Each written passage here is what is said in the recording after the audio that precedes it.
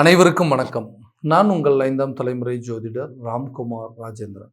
நம்ம இன்னைக்கு பார்க்க போகிற தலைப்பு கும்பராசி அன்பர்களுக்கு இந்த ஜூலை மாதத்தின் சிறப்பு பலன்களை பற்றி தான் இந்த காணொலியில் பார்க்க போகிறோங்க.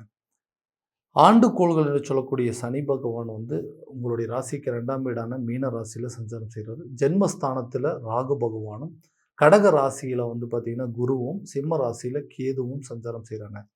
மாதக்கோள்கள்னு சொல்லக்கூடிய செவ்வாய் பகவான் உங்களுடைய ராசிக்கு, அதாவது ரிஷப ராசியில் சஞ்சாரம் செய்கிறாரு. சூரியன் மற்றும் புதன் ஆகிய 2 கிரகங்கள் மிதுன ராசியிலும், கடக ராசியில் சுக்கிர பகவானும் சஞ்சரிக்கிறாங்க.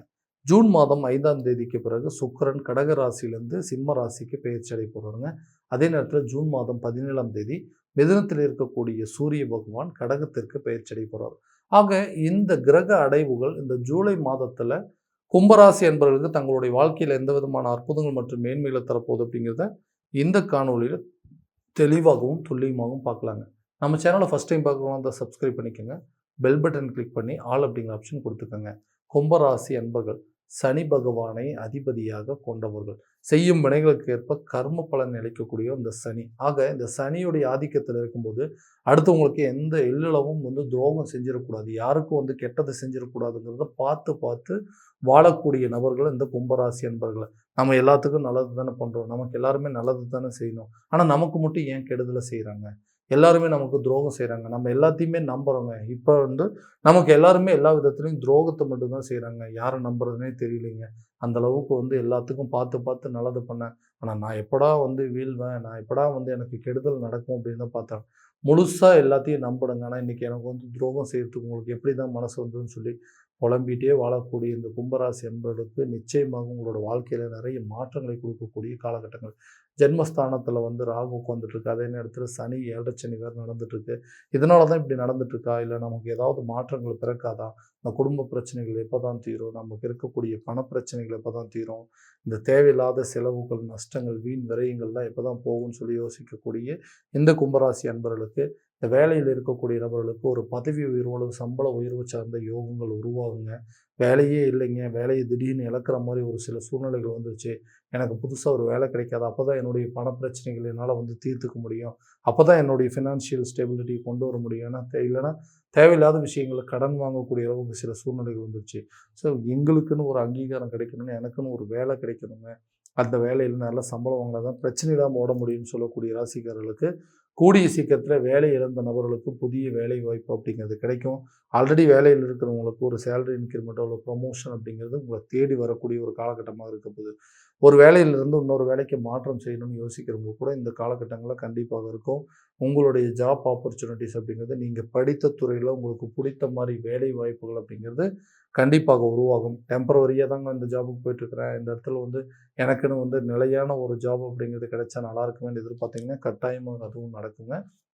ஸோ உங்களுடைய நிதி தேவைகளை பூர்த்தி செய்யக்கூடிய அளவுக்கு என்னென்ன விஷயங்கள் நடக்குமோ அது எல்லாமே உங்களுக்கு நடக்குங்க. தொழில் சம்மந்தப்பட்ட விஷயத்தில் எதை போட்டாலும் இழப்புகளாகுது, எதை போட்டாலும் நஷ்டமாகுது, எனக்கு லாபமே வரலினாலும் பரவாயில்லைங்க, இருக்கிற தொழிலில் நஷ்டமாகாமல் இருந்தால் போதும், ஏன்னா அந்த அளவுக்கு மன உளைச்சல் இருக்கிறேன். புதுசாக ஒரு பிஸ்னஸை ஸ்டார்ட் பண்ணலாம் அப்படிங்கிற எண்ணங்கள் எல்லாம் நிறைய இருக்குது. ஆனால் அதை ஸ்டார்ட் பண்ணுறதுக்கு வழி தான் தெரிய மாட்டேங்குது, பணம் தான் எங்கேருந்து கிடைக்கும்னு தெரியல, இல்லை பண்ணிகிட்டு இருக்கிற பிஸ்னஸை இன்னும் அடுத்த லெவலில் கொண்டு போகலான்னு நினச்சா இன்னும் அடிஷ்னலாக சில இன்வெஸ்ட்மெண்ட் அப்படிங்கிறது தேவைப்படுது, அதுக்கும் தேவையில்லை அப்படிங்கிறது பூர்த்தி பண்ண முடியல. இந்த மாதிரி நிறைய குழப்பத்தில் இருக்கக்கூடிய நபர்களுக்கு இந்த தொழில் சார்ந்த யோகங்கள் அப்படிங்கிறது உங்களை தேடி வருங்க. புதிய தொழிலை தொடங்குவதற்கான சில வாய்ப்புகள் அப்படிங்கிறது உருவாகுங்க. பிஸ்னஸில் இது வரைக்கும் இருந்த லாஸை எல்லாத்தையும் சரி பண்ணிவிட்டு அந்த பிஸ்னஸை பன்மடங்கு லாபத்தை கொடுக்கக்கூடிய அளவுக்கு வாய்ப்புகள் அப்படிங்கிறது உருவாகும். உங்களுக்குன்னு இது வரைக்கும் பிஸ்னஸில் பார்ட்னர்ஷிப் மூலமாக இருந்திருப்பீங்க, அந்த பார்ட்னர்ஸ் எல்லாத்தையும் விலக்கி விட்டு உங்களோட பிஸ்னஸ் நீங்களே தனியாக ஸ்டார்ட் பண்ணுற அளவுக்கு யோகங்கள் அப்படிங்கிறது உருவாக்குவீங்க. உங்களுக்குன்னு ஒரு அடையாளத்தை உருவாக்கக்கூடிய ஒரு துறையை தேர்வு செய்வீங்க, அந்த துறையில் சாதித்து காட்டுவீங்க. அந்த பிஸ்னஸை பன்மடங்கு பெருசாக்கி பல பிரான்ச்சை ஓப்பன் பண்ணுற அளவுக்கு அல்லது உங்களுடைய பிஸ்னஸை இன்னும் சில இடத்துல மாற்றம் செய்கிறதுக்கு அளவுக்கு யோகங்கள் அப்படிங்கிறது உருவாகுங்க. தொழில் ரீதியாக வெளியூர் மற்றும் வெளிநாடு பயணங்கள் அப்படிங்கிறது இந்த காலகட்டங்களில் கட்டாயமாக மேற்கொள்வீங்க.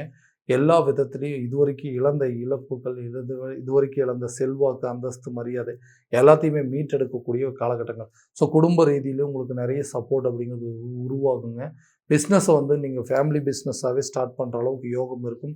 உங்கள் குடும்பத்துக்கு எல்லாத்துக்கும் ஒரு நல்ல வருமானத்தை ஈட்டி கொடுக்கக்கூடிய அளவுக்கு உங்களுடைய பரம்பரை தொழிலாக இருக்கட்டுங்க, உங்களுடைய வம்சாவளியை நீங்கள் பண்ணிகிட்டு இருந்த பிஸ்னஸாக இருக்கட்டும், அதை மறுபடியும் நல்ல லெவலுக்கு அதை வந்து நிறைய மாடுலேஷன் பண்ணி அதை வேறு லெவலுக்கு வந்து ஸ்டார்ட் பண்ணி நீங்கள் இந்த காலத்தில் நடக்கிற அளவுக்கு யோகம் அப்படிங்கிறது உருவாகுங்க. நீண்ட நாட்களாக திருமண தடைகள் அப்படிங்கிறது உங்களை விட்டு விலக போகுது.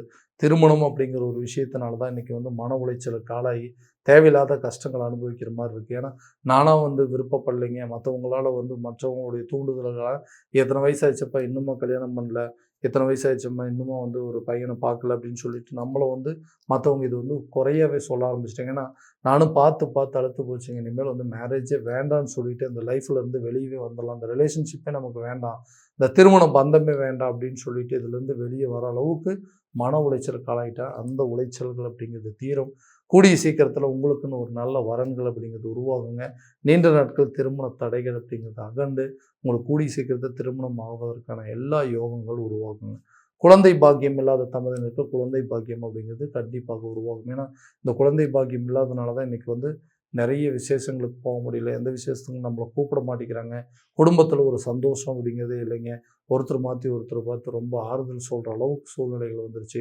கண்டிப்பாக உங்களுக்கு எல்லாருமே நல்லதே நடக்கும். இந்த கோயிலுக்கு போயிட்டு வாங்க, இந்த பரிகாரம் பண்ணுங்க, இந்த மாதிரி ஒரு ஹாஸ்பிட்டலுக்கு போங்க, இந்த டாக்டரை மீட் பண்ணுங்கன்னு சொல்லி நமக்கு அட்வைஸ் பண்ணுற அளவுக்கு சூழ்நிலைகள் வந்துருச்சு. இந்த நிலைகள் எல்லாம் மாறக்கூடிய காலகட்டங்கள் கூடிய விரைவில் இருக்க போது. கண்டிப்பாக உங்களுக்குன்னு ஒரு நல்ல மன வாழ்க்கை அப்படிங்கிறது ஏற்பட்டு கணவன் மனைவிக்கிடையே இருக்கக்கூடிய கருத்து வேறுபாடுகள் தீர்ந்து கணவன் மனைவிக்கிடையே ஒரு குழந்தை பாக்கியம் அப்படிங்கிறது ஏற்படுங்க. இதனால் உங்கள் குடும்பத்தில் நல்ல ஒரு மகிழ்ச்சிகரமான சூழல் அப்படிங்கிறது ஏற்படுங்க. குடும்பத்தில் இருக்கக்கூடிய நபர்கள் சந்தோஷப்படக்கூடிய அளவுக்கு சூழ்நிலைகள் உங்களுக்கு சாதகமாக மாறக்கூடிய ஒரு காலகட்டமாக இருக்க போகுது. கணவன் மனைவிக்கிடையே இருக்கக்கூடிய கருத்து வேறுபாடுகள் அப்படிங்கிறது முழுமையாக நீங்கள், ஏன்னா காரணமே இல்லாமல் சில நபர்களுடைய தலையீடுகள், மூன்றாம் நபர்களுடைய சில பிரச்சனைகள் அப்படிங்கிறது உள்ளே வந்துச்சு. நாங்கள் நல்லா தான் இருந்தோங்க, யாரோ என்னமோ சொல்லி கொடுத்தாங்க, என்ன நடந்துச்சுன்னே தெரியல, எங்களுக்குள்ளே இன்றைக்கி ஒரு பிரிவினைகள் ஏற்பட்டு இன்றைக்கி ஆளுக்கு ஒரு திசையை பிரிந்து வாழக்கூடிய ஒரு சூழ்நிலை வந்துருச்சு. லவ் ரிலேஷன்ஷிப்பு நல்லா போயிட்டு இருந்ததுங்க.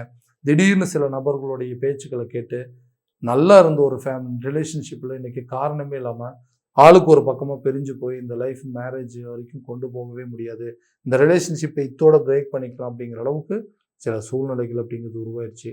அந்த நிலைகள் அப்படிங்கிறது இன்றைக்கி நான் வந்து ஒரு லைஃப்பில் இருந்து வெளியே வந்துட்டேங்க. நான் ஒரு லைஃப்பை தேடி போகலை. இன்றைக்கி சில பேர் நானாக ஒரு லைஃப்பை தேடி போனேன், சில வாழ்க்கை என்ன தேடி வந்துச்சு, எல்லாமே நல்லபடியாக தான் போயிட்டு இருந்தது.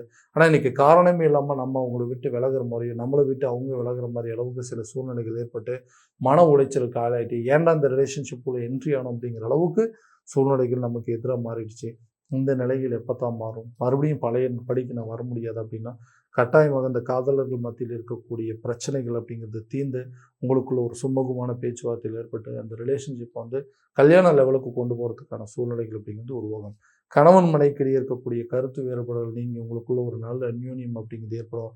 எந்த மூன்றாம் நபர்களுடைய தலையீடுகள்னால இன்றைக்கி குடும்பம் செதஞ்சு போய் நினைச்சோ அந்த நபர்களை கண்டறிஞ்சு அவங்கள விட்டு முழுமையாக விலகி உங்களுக்குன்னு ஒரு நல்ல மன வாழ்க்கையை ஒரு அந்யோன்யத்தோடு வாழக்கூடிய அளவுக்கு சூழ்நிலைகள் அப்படிங்கிறது உருவாகும். ஸோ இந்த ரிலேஷன்ஷிப்பை நீங்கள் தேடி போனதாக இருக்கட்டும், உங்களை தேடி வந்ததாக இருக்கட்டும், காரணமே இல்லாமல் இன்றைக்கி பல சண்டைகளால் இன்றைக்கி செய்யாத தவறுக்கு மிகப்பெரிய தண்டனை அனுபவிக்கக்கூடிய நிலைகள் அப்படிங்கிறது ஏற்பட்டுச்சு. இந்த நிலைகள் மாறும்.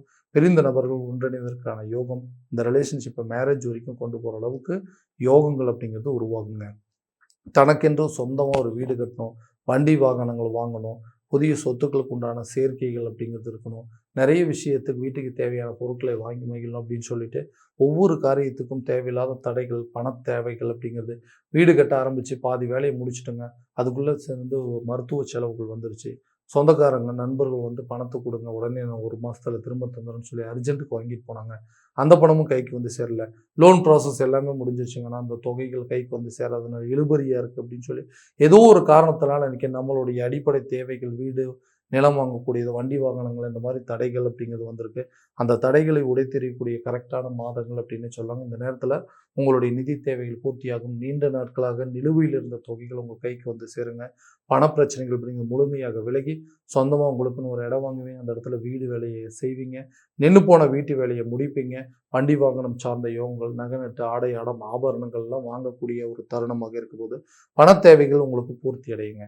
ஆரோக்கியத்தில் இருக்கக்கூடிய பாதிப்புகளை கரெக்டான விதத்தில் கண்டறிஞ்சு அதுக்குண்டான ட்ரீட்மெண்ட் அப்படிங்கிறது நீங்கள் இந்த காலகட்டங்களை பார்த்துக்கணும். ஏன்னா கரெக்டான உணவு பழக்கவழக்கங்கள் அப்படிங்கிறது ரொம்ப தேவைங்க.